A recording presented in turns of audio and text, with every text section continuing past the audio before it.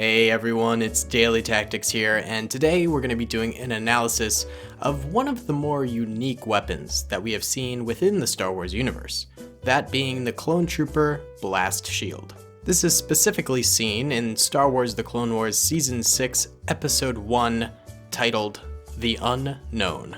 Now, the Blast Shield is a very rare weapon, as it only appears in action in that one episode of the entire series. So why is that? It's clear that the Republic designed the weapon for use in the Grand Army of the Republic, or else, well, we wouldn't see it at all. In the episode that we do see it in, it's also used very effectively, and helps the clone troopers and the Jedi behind them to dispatch a group of droids with relative ease. Yet the weapon isn't deployed in any other battles.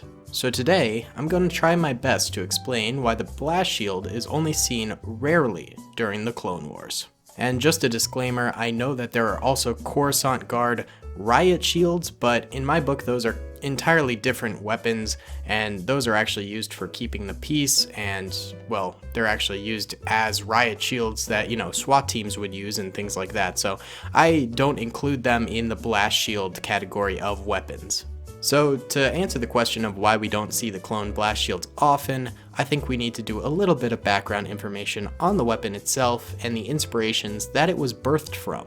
The blaster shield was made out of strong materials that were capable of withstanding and deflecting strong, sustained blaster fire.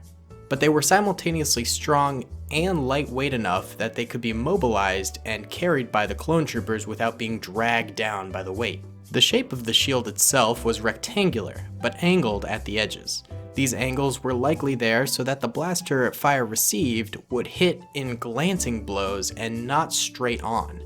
This is the same way tanks during World War II were created so that incoming fire wasn't hitting dead center and doing maximum damage. Instead, when a round hit these angled sides, they would fly off in another direction and rarely actually penetrate and do catastrophic harm to the interior of the tanks and the crews within them.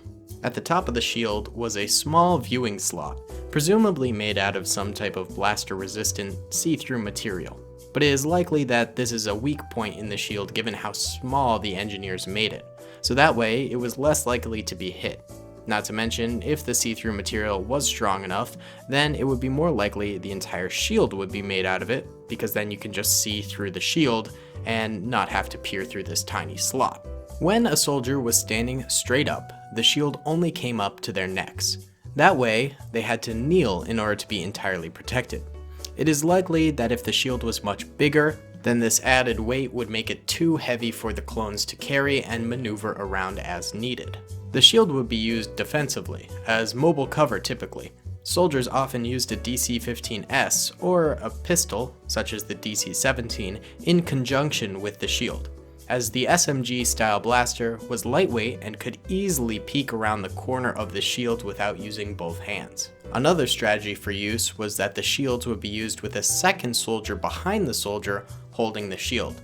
The soldier behind would fire a larger rifle into the enemy. This is actually a tactic used in Earth's history that I believe the Clone Wars creators sort of adapted into this new sci-fi realm. It came from Roman Legion style fighting, where there was a man with a shield at the front of the lines, and there were men behind the shields with swords poking through it, or even spears, or, pikemen that would poke through the shield gap and stab at soldiers as they came up to the shield wall. That way the shield carrier took the brunt of the soldier's weight, while the guy behind him with the weapon would be able to kill without being burdened by the shield or the man pressing against the shield. So now that we understand, basically, how the shields were utilized, let's get into the flaws of it and why we rarely see it, except for in certain situations.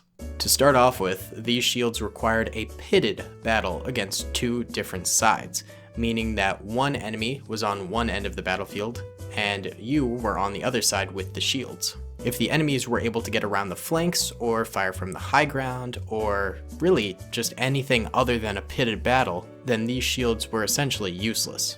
If enemies are around the flanks or above, then you'd have to top shields on top of each other, or, surround yourselves in the shields.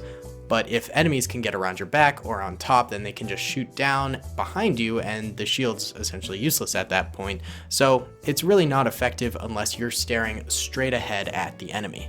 Yes, you can always turn the shields around, but in doing so, you expose your flank to the enemies in front of you.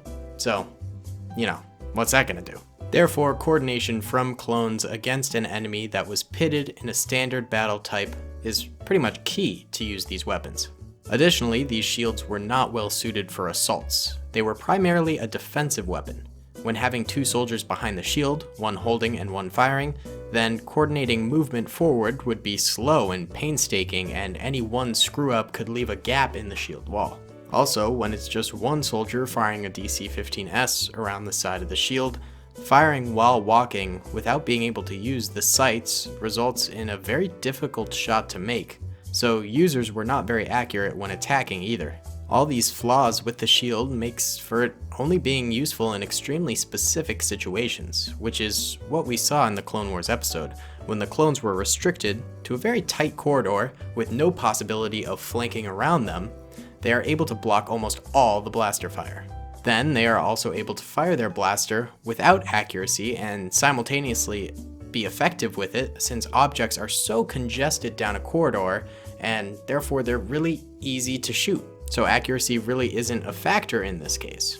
There probably are other instances in the show where having this blast shield would have been really effective and useful, but that comes in with the other problem that they're large objects and you have to have them on hand. So the timing sort of has to line up that you both have the shields at your disposal and a proper battle where they're actually going to be useful as a strategy. This doesn't happen too often, and it's just a very rare occurrence. So all in all, the blast shield is an impressive and effective weapon in very specific situations. It's not flexible enough to be used continuously in all battles, and it's just bulky enough and kind of a burden enough that clones won't be carrying it around everywhere. The only place you really would have them at your disposal is on a military base with sufficient storage for these large shields, or on a ship and you happen to have them in your armory, that sort of a thing. So you wouldn't see them on an assault or on a random mission or a limited space base. It's just not practical to have them on hand at all times. This is likely the main reason why we only see it once in action during the entirety of the Clone Wars.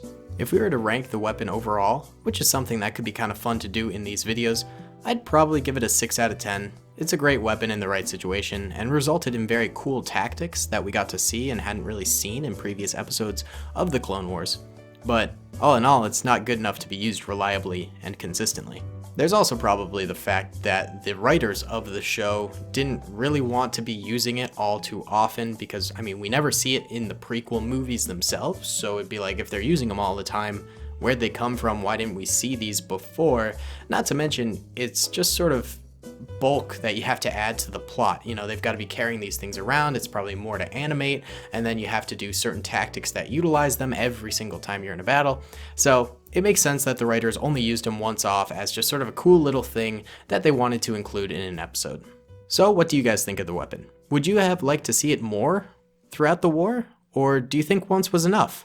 Let me know if there are more things that you want me to cover from the Clone Wars, because I had some pretty fun times researching this episode and sort of imagining what uses it would have and where we might see it in relation to a battle and things like that. I don't know, it was a fun video overall for me to make. Thank you so much for watching. Comment, rate, and subscribe if you haven't already. And yeah, I hope you all have a wonderful rest of the weekend, and I'll see you all in the next one. Peace. I hope you guys enjoyed that video. Be sure to click that subscribe button for more content, and hit the notification bell if you'd like to be alerted to whenever I live stream or upload. Thanks so much.